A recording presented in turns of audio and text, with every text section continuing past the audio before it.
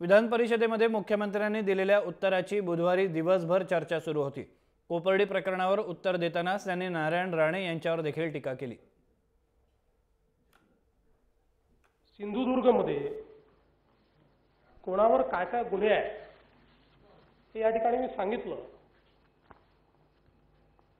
तर मग party of criminals हे कोण आहे हे आपल्या निश्चितपणे लक्षात येऊ शकतं। पण जाऊ द्या, तेवढ्या डिटेलमध्ये मी काही जाणार नाही। शेवटी पुढे आपल्याला पुष्कळ गोष्टी याच्या पुढे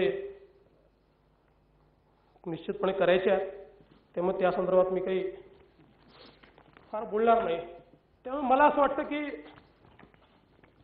मी असा एक डायलॉग ऐकला होता, जो काच के घरों में रहते हैं वो दूसरों पर पत्थर नहीं फेंका करते।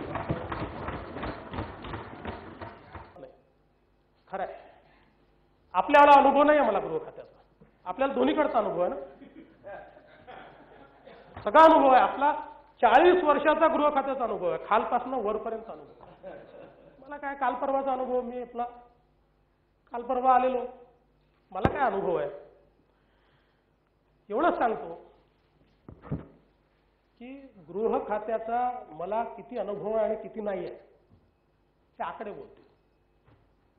गृह खात्याचा मला किती अनुभव आहे किती नाही आहे हे माझं काम बोलतं। आणि माझं मूल्यमापन करण्याकरता राज्याची जनता आहे, काळजी करू नका, योग्य मूल्यमापन माझं। भाजपला गुंडांचा पक्ष कोण सांगताय? कोणी सांगावं? भाजप गुंडांचा पक्ष? आश्चर्य आहे भाई।